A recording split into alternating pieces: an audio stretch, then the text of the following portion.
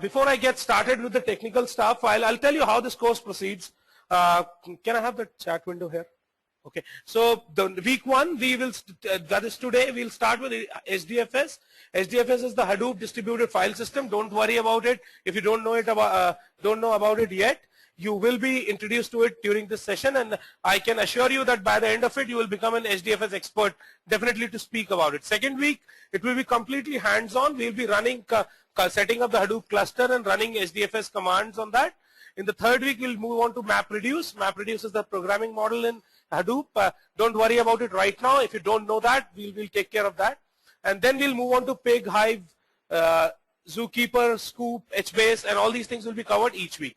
Okay, so this is how the course will flow. Now, one thing which I want to tell everyone here is that for MapReduce, you may need to learn a little bit of Java. So if you're not from a Java J2E background and you're keen to go hands-on, dirty your hands on MapReduce programming, then you can, there's a free Java course which happens during this course. So you can attend that. Probably the classes happen during the weekdays in the evening. You can ask the support team, they'll set up a class for you. Okay, so anyone like that can directly talk to the support team. At the same time, it's not mandatory to learn Java or to get deep into MapReduce, because most of the people in the analytical world will be actually looking at tools like Pig and Hive in their normal jobs. Okay, so it's okay even if for some reason you're not able to, you don't want to get into Java in depth. Okay. And please, guys.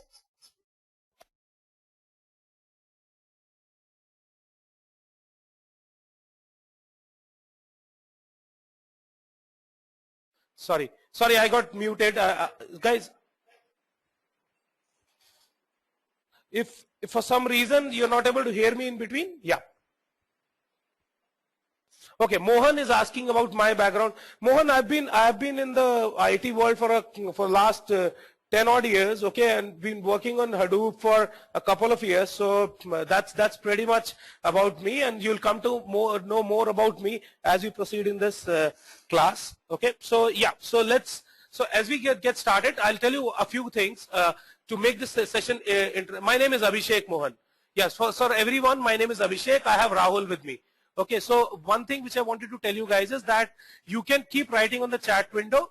If there are any questions which come to your mind, don't hesitate pushing on the chat window. I'll take logical breaks in between during the session, and I'll answer all the pending questions.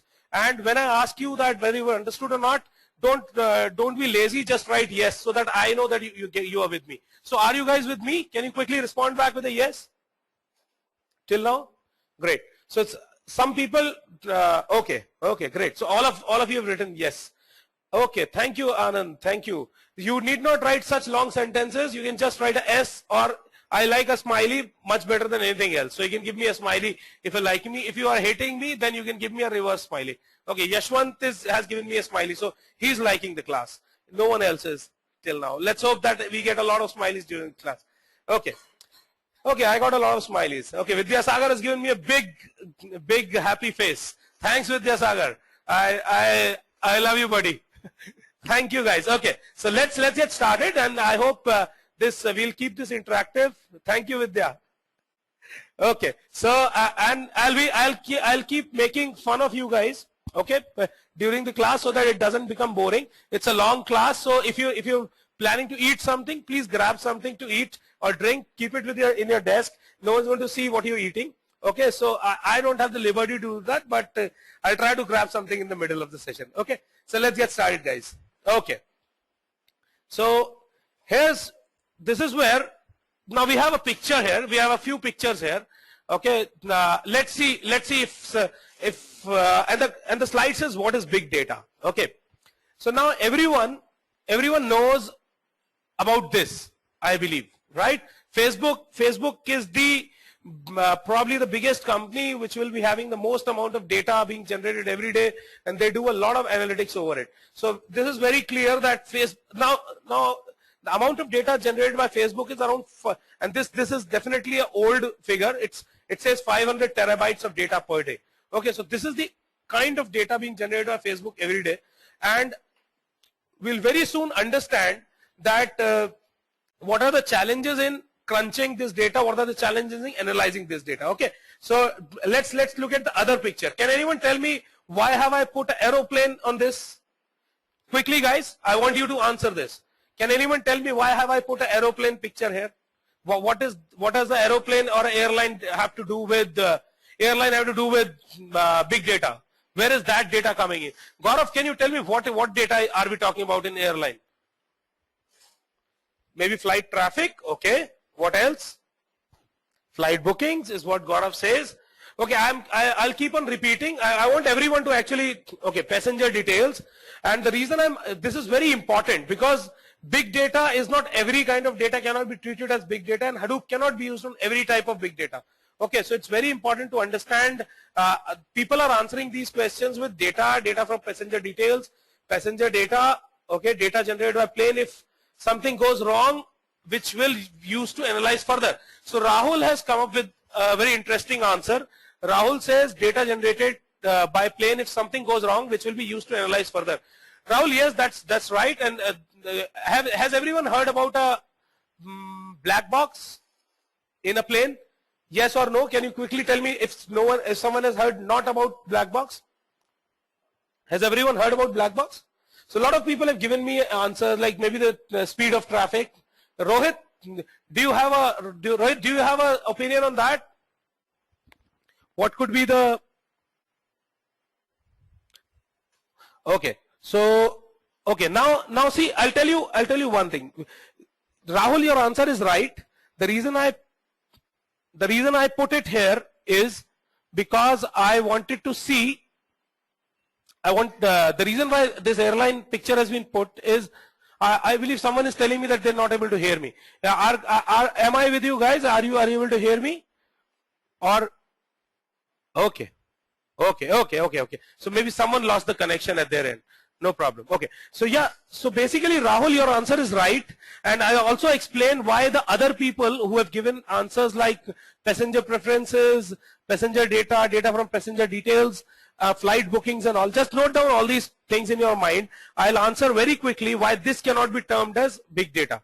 Okay, and this can be, but in this case, what we're talking about is the data which is dumped by a flight while it is running from say New York to London. Okay, so Rahul, your answer was right. It is the logs which are being generated by the engine and the airline. Now, can someone tell me what could be the quantum of this data? So as Facebook was generating 500 terabytes of data, can someone tell me what will be the quantum of this data? Can you make any guesses here? Rohit, I want a guess from your side, man. You must be traveling a lot in the last 14 years. Can you make a guess? Can someone make a guess? Oh. Okay, we're getting a lot of answers. Rahul, I think Rahul already knows everything here. Rahul, where did you do your engineering from, man? Where did you study? Okay, each flight around 5 to 10 GBs is what Gaurav says. Okay, Rahul is asking me a question. Okay, Rahul is smiling at me. Vidyasagar tells me in petabytes. Okay, what I want to know is not only what data, but I want to know in how much time, how much data. Okay, so I mean, yes, it will, Rahul. Okay, so in petabytes is what Vidyasagar says. Vidyasagar, can you tell me how many petabytes every day or every hour? Any idea like that? Syed Munawwar says geometric. Okay. Anand says 100 terabytes per day. Okay. And I have an answer. 15 petabytes per day is what Devashish tells me. Okay. So guys, let me give you an answer. Let me give you I know this answer because I have prepared this slide. There's nothing more about it. Okay. So the answer is that it takes, for every half an hour flight, right? For every half an hour flight, it generates around 10 terabytes of data. Okay. Which means that approximately the same data as Facebook dumps in a full day, airline also dumps that much data. One aeroplane, if it runs for 24 hours, dumps a similar amount of data, right? So did you really think that it would be so huge? One aeroplane dumping equal data as Facebook. Did anyone actually think that this will be the thing? But when I came to know about this figure, okay, great. So yeah, quite a few people have, okay. Gaurav Tanwar says unbelievable. Okay, yeah, yes, Gaurav. So geographical, weather condition, run stats, mechanical rate, subject, yes, everything. So everything is dumped. It is not used all the time. We don't crunch this data. We don't analyze this data all the time. But as Rahul pointed out, Mohan said, I thought it would be more. Okay, Mohan, great. So basically, I think one thing which is very important to understand here is that dumping this data is one thing. The next part is how do we analyze this data. So for the flight information, this flight data, we don't analyze all the time. If there's a mishap, then only we analyze. Okay, so Mohan had expected more, but airline actually did not meet his expectation. That's fine. And okay, next, what do we have here? The third picture. We are going what, clockwise or anti-clockwise? Okay, so Sandeep, the point of storing the data is if in case of a mishap, if we have to analyze this data, then we'll come to know what really was the reason for the crash. So that is where Sandeep is asking me, then if you're not analyzing this data all the time, then what is the point of storing the data?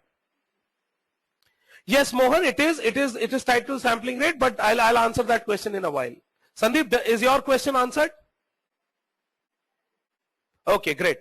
So guys, if you have any question on this, I can answer it, or let's move on to the next picture.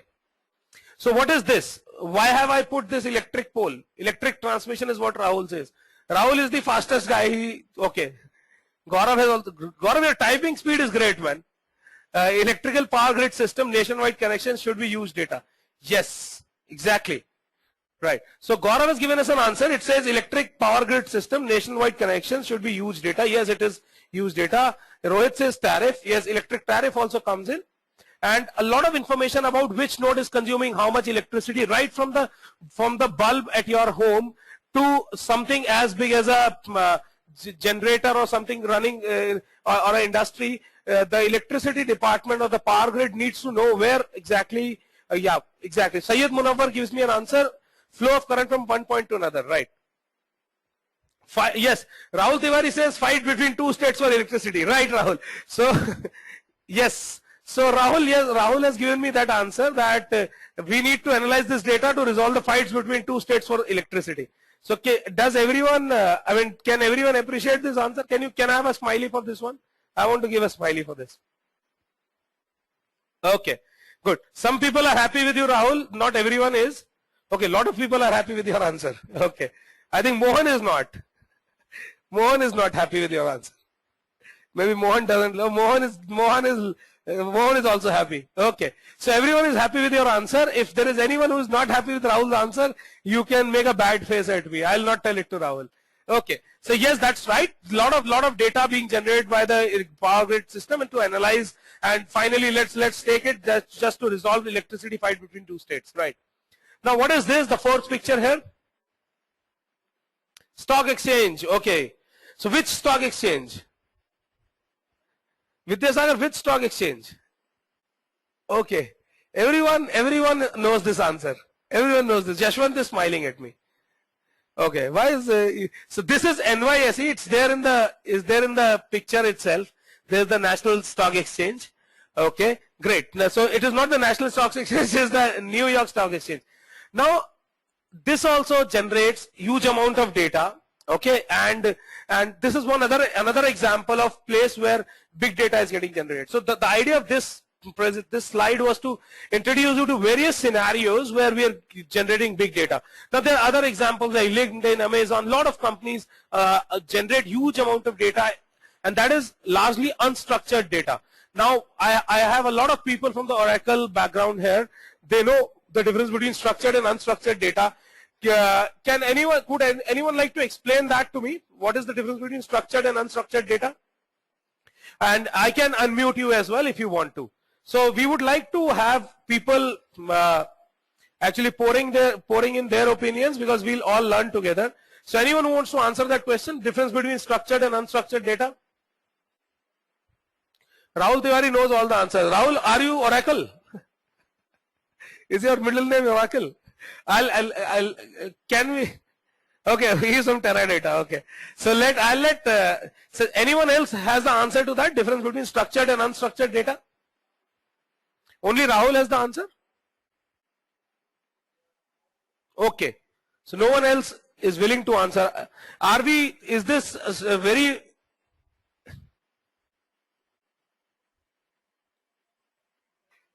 Okay, so is it becoming too boring for every? You can't hear me. Okay. Okay, no, I take breaks. I cannot speak continuously. So, Gaurav Tama says from mainframe point of view, I can understand structured data which can be described as a fixed layout. Okay, do not know exact answer. Okay, great. So Sandeep says do not know exact answer. So guys, I really appreciate if you write something on the chat window so that I will come to know that you are there. Okay. So if you don't know, yes, can everyone who doesn't know structured and unstructured data? Can you write a no if no one knows about it? It's very important to understand. There's the first concept here. Okay, a lot of people want to understand that. No problem. Okay, so let's try to understand what unstructured data is. Rahul, do you want to tell everyone what unstructured data is from your Teradata experience? Can I unmute you?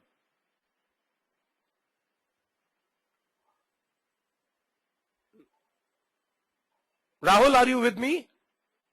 Would you like to speak or you want me to answer the question? Okay, so basically Rahul has answered, he doesn't want to speak, but Rahul has answered the question in the chat itself. Rahul says unstructured data is the data which is in the form of logs. So there are no tables, there are no rows and columns in the data, it's just plain logs which are being dumped. That's called unstructured data.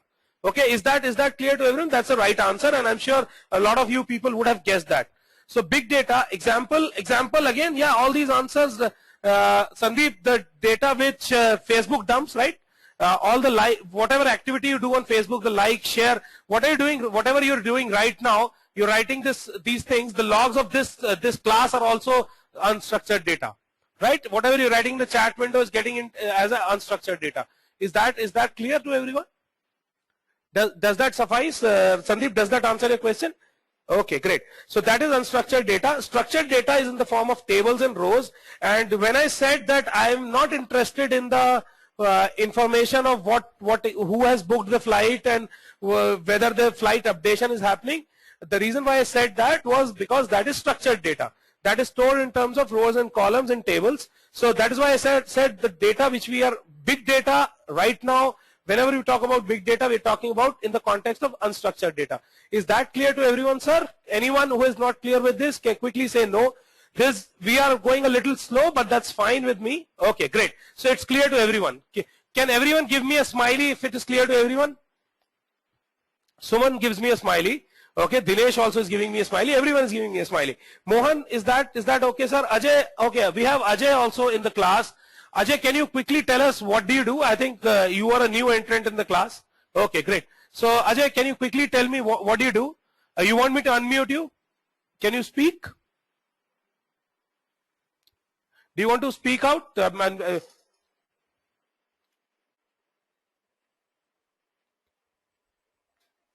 Okay, you can type. So yeah, Ajay says I am into data analytics. Okay, Ajay, what do you do exactly? Would you like to tell us more about yourself? While you type, I'll answer Sandeep's question. So Sandeep, yes, you use your FB account, but at the same time, it will be going as a yes. So it goes into unstructured data as plain files. All the logs in FB, okay, go as unstructured data as plain files, and we'll know more about it as we proceed in this class itself. And it is stored in Hadoop, basically. FB uses Hadoop. Okay. So okay, great. So now Ajay has introduced himself. Ajay says, I'm into analytics using R and SAS. Great to have you, Ajay. I think R and SAS is again very relevant to this topic. So what is your motivation of attending this Hadoop class? You can write it on the chat window. I'll read it out as we proceed in this slide. Okay. So yeah. So the idea of this foil was to introduce you to what is big data and to make you understand that it is actually unstructured data. When we talk about big data, we are always talking about unstructured data. Okay, so is that clear to everyone? That huge amount of data which is unstructured. Okay, a huge amount of data can be structured, but the huge amount of data when it is structured is not termed as big data. Okay, so now, okay, Ajay has introduced himself.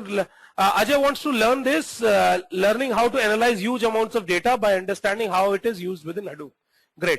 So Ajay, where do you work for? Which company do you work for? If you want to tell us that, you can tell us that, and while I move on to the next thing. So can anyone tell me what is this? What is this fifth picture here?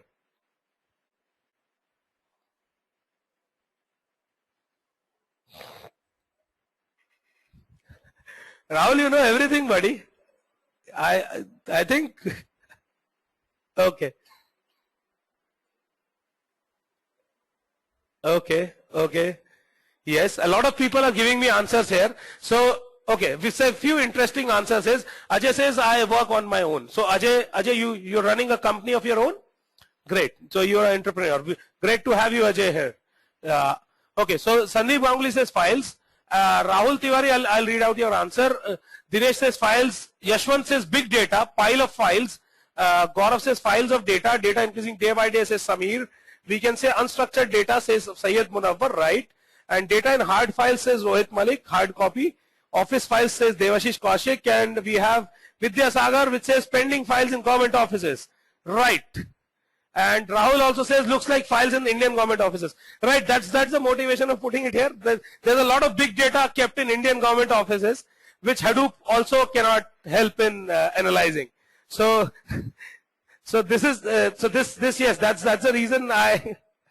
So yes, Sandeep Ganguly says great. Devashish Kaushik says hey.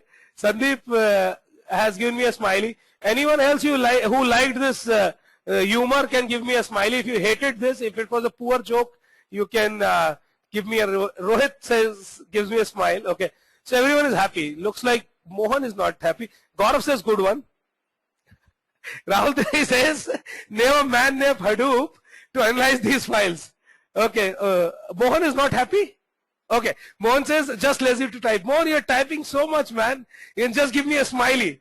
Okay, that would be a lazier way of doing things. Okay, so everyone liked that joke. I also liked that joke. Ajay did not like that joke, I believe. Ajay is a author, so he doesn't like these jokes. No problem. I'll crack another one. Ajay, I'll try to get praise from you. Ajay has given me a smiley finally. So I am actually very adamant on getting smileys. Great. So yeah, guys. So so now from this slide, what we have understood is that there are companies, we have huge amount of data being dumped, okay, and a lot of this data is unstructured data. That's the second thing we understood. And if the data is in terms of digital format, then we need to make sense out of this. We need to do some analysis over it, and that is what big data analytics is all about. And now we'll understand what is the challenge with such amount of data. Okay, so. And we'll move on to the next slide for that. So if everyone has understood these 3 points, that we're getting huge amount of data being dumped by a lot of companies and organizations every day. The second point that the difference between structured and unstructured data, and we need something to solve this big data problem, then I'll move on to the next slide. Okay, is that fine? Everyone, yes? Can you quickly type a S on the chat window if you want me to move on? Okay, everyone is giving me smileys. Great, great, very good. Thank you very much, guys. Okay, okay, so let's move on. Let's move on. Yes, yes, Rahul. Yeah, what I mean is it cannot, Rahul says, is Hadoop always require digital data? Yes, I mean, you need to have data in some digital format, right? Can you analyze government office files with Hadoop? No, you can't, right? So that is what I meant by that. Okay, so next, let's move on.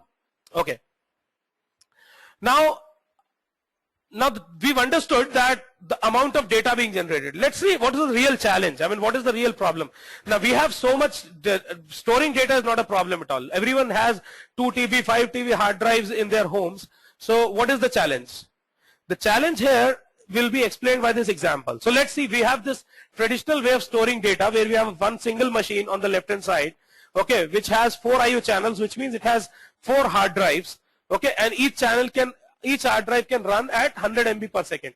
So the challenge here is, let's see if how many of you can tell me how much time it will take to read this 1 terabyte of data from this machine. Can everyone try this out? It's a maths problem, and so the challenge is 1 terabyte of data, 4 parallel reads happening, okay, through 4 hard drives, and each channel reads 100 MB per second. Most of you guys are engineers. I want you to just quickly get back to, you can use a calculator as well. Okay, we have an answer already. So Syed, I'll reveal your answer very soon.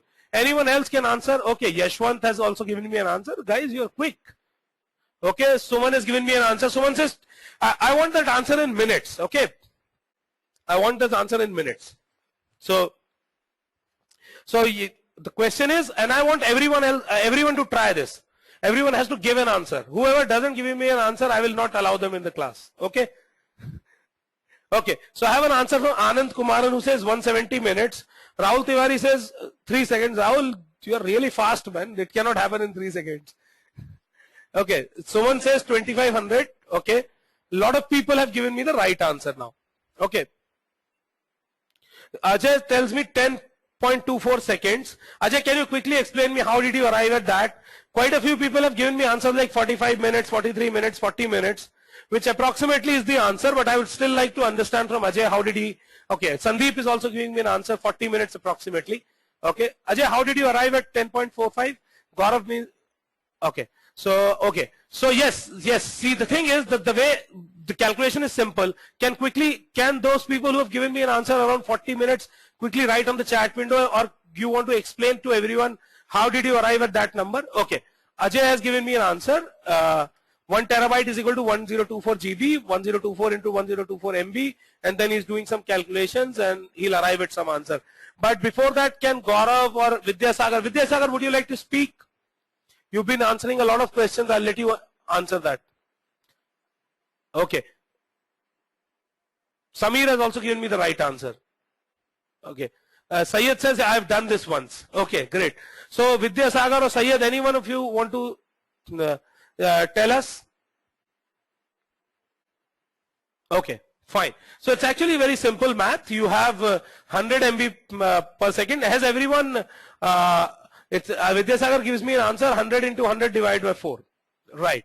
Yashwant, you're also right. So I think everyone has understood that. Anyone who is still not understood this? Anyone who has not understood this? Mohan, are you with me? Okay, Devashish says, I want to understand. Okay, so Devashish, as so many people are explaining here, so to read, think of it this way, you have to read 250 gigabytes from each hard disk, right? So that is the total amount of data which you have to read in parallel, because there are 4 channels, so each channel can read 250 gigabytes, and 100 MB per second is 250 gigabyte divided by that 100 MB per second. And that comes to around 45 minutes. Is that clear, Devashish? Does that make sense? Okay, great. So everyone has understood that. So basically, it takes around 45 minutes, 43, 40, everything is fine. Syed Munawar gives me a smiley. Thank you, Syed. Okay. So now think of it this way. Now this is huge amount of time. And I was assuming a very good hard drive, because 100 MB per second is almost the speed which SATA runs with. Okay. So now if you had to analyze around 500 terabytes of data, do you think it is possible to do it at all using this method? It's completely impossible. Every day you will not, it will take years to actually read that data. If not years, then at least days and months. Okay, so what we'll do, what is the solution then? Can we look at the figure on the right hand side? What we do here is that we divide this data, we partition this data into 10 parts, okay, store the 10 parts in different machines, okay, and then we try to see how much time it will take to read. And this is a very, very simplistic view of things. It is not all that simple, but assume to start with, let's assume that we had this 1 terabyte of data divided across 10 machines, and you are reading in parallel from everywhere with 4 channels in each machine. So can someone give me an answer? What will the total time taken now? Okay, so everyone knows that answer, divided by 10, right? So approximately that much time. So So now you understand why do we need a distributed storage? Does everyone understand why do we need a distributed storage? Well, everyone is giving me a yes. Now the challenge which I want to reiterate again, Rohit, thank you very much. Mohan, thank you. The challenge which we are facing right now is not the storage capacity. Storage capacity have scaled up. Okay, what has not scaled up is the I/O speed. To overcome that and to take care of that trade-off, we have this. We need a distributed file system. Is that clear to everyone? The challenge here, the I/O speeds. The I/O speed is the challenge and not the storage capacity. Okay. So if everyone has got the point on this slide, I'll move ahead. Can give me a smiley quickly. Okay, great. Rahul has given me a double smiley. Okay, Anand is also happy with me. Ajay is happy with me. Devashish, Anupam, everyone is happy. Great. Okay, guys. So let's see. So let's move on. Let's see then. So we've understood now here is that to do this big data analytics, we have to figure out a way of putting this data across multiple nodes. Okay, when I say nodes, don't worry about what I keep on introducing jargon in between and I'll explain it. Don't worry if you do not understand what a node is. I'm sure everyone can guess what a node is. But we have to distribute this data across different machines or nodes. Okay, and that looks like a probable solution to solve this problem of analyzing or crunching this huge amount of data. Okay, so let's see how are we. So it takes 4.5 minutes and let's see what a distributed file system is. So we have understood what why do we need a DFS. Now let's understand what a DFS is.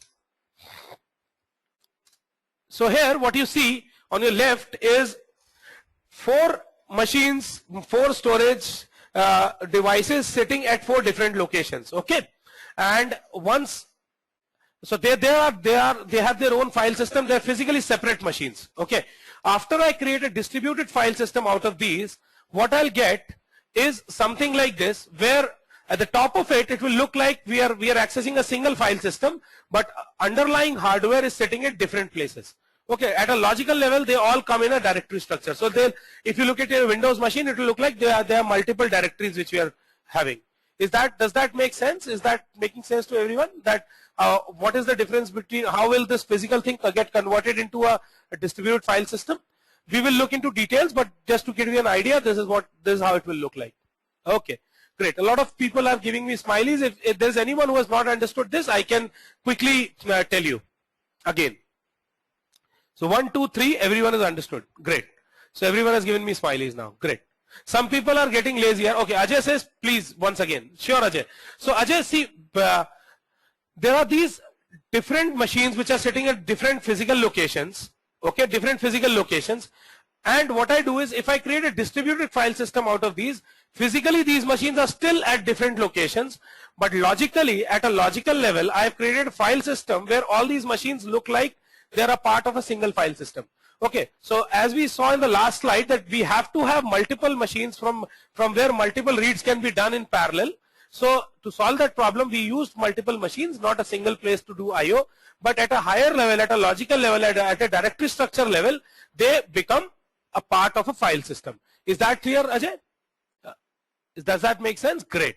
Thank you very much. So everyone is clear with this. Syed says, gives me a smiley. Thank you very much, Syed. Really appreciate all the smileys which you're giving me after every point. Thank you. Thank you, Anupam. Thank you very much. Anupam, you came in a little late, I believe. We did not get introduced to you. But don't worry, you can write your introduction in the chat window. I'll introduce you once I get to a logical break somewhere. Okay. So don't worry, Rahul, you'll get these answers. Don't worry. I'll answer all these answers. Okay. Don't worry about them right away. Rahul asking me some technical question which I don't like. Okay. So I'll not answer this right away. I'll answer that later on. Okay. So yeah. Okay. So what is Hadoop? Now we've understood what is big data. We've understood what is the need of unstructured data. We've also understood that the challenge is not to store data, but to read-write data, to analyze data. And we've also understood to do something like this, we need something which can support a distributed file system. Okay, so Hadoop is actually a framework which solves this problem. Okay, So all of you understood the need for Hadoop now? Can you quickly give me a yes? I'll understand what is, you'll understand what is Hadoop, but has everyone understood the need for Hadoop? Anyone who is not? Okay. Can I get a smiley from everyone? Okay. A lot of people are writing and smiling as well.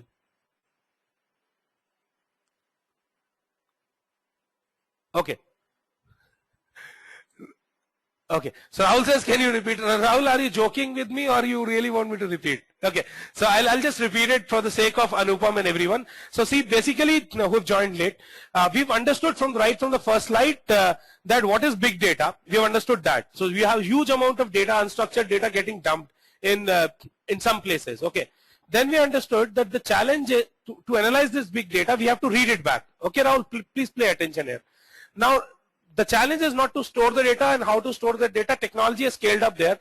The challenge we saw was to read that data back, okay, to do analysis on it. And then we understood that reading it from a single place is not going to solve the problem. So we understood that there has to be some distributed way of storing this data. And then we understood what a distributed file system is. And now, so we know that there is a need for something which can solve this problem of storing data in multiple nodes across a cluster. So is that clear to you, Rahul? That is why we need Hadoop. Great.